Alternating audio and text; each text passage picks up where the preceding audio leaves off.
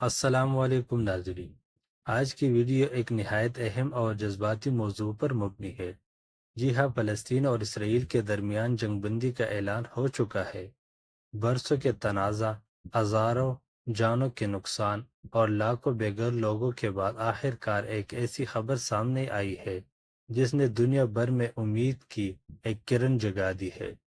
گزشتہ مہینوں میں غزہ، بیت المقدس اور مغربی کنارے میں جو کچھ ہوا وہ صرف ایک خطے کی کہانی نہیں بلکہ پوری انسانیت کے لیے ایک دردناک باب تھا۔ اسکول، اسپتال اور رہائشی علاقوں پر حملے، بچوں کی چیخیں اور ماں باپ کی آنکھوں کے آنسو، یہ سب کچھ دنیا نے اپنی آنکھوں سے دیکھا۔ اور اب کئی دنوں کی شدید لڑائی اور بین الاقوامی دباؤ کے بعد ایک عارضی جنگ بندی کا اعلان کیا گیا ہے۔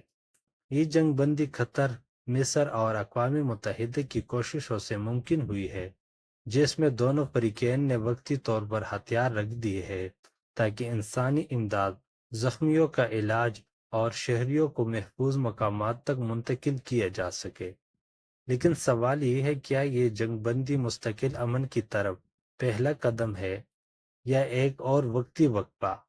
تاریخ ہمیں بتاتی ہے کہ ماضی میں بھی کئی بار جنگ بندیاں ہوئی، لیکن اصل مسائل کا حل نہ ہونے کے باعث لڑائی پھر سے شروع ہو گئی ہے۔ فلسطینی عوام آج بھی بنیادی حقوق، آزادی اور اپنے وطن کے لیے جدوجہد کر رہے ہیں۔ اسرائیلی حکومت کی پالیسیاں، بستیوں کی توسیع اور مسجد الاقصی پر حملے جیسے اقدامات اگر جاری رہے تو یہ جنگ بندی زیادہ دیر قائم نہیں رہ سکتی۔ ناظرین، ہمیں صرف جنگ روکنے کی نہیں بلکہ انصاف دلوانے کی بات کرنی ہوگی۔ امن تب آئے گا جب مظلوم کو انصاف ملے گا، جب بچوں کی آنکھوں سے خوف نہیں خواب نکلیں گے، جب دیواریں نہیں دروازے کھلیں گے، اور جب ظلم بند ہوگا تب جنگ بھی بند ہو جائے گی۔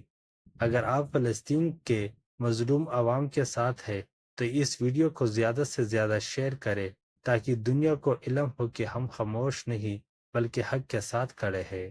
دعا ہے کہ یہ جنگ بندی ایک نئی امن کی بنیاد بنے۔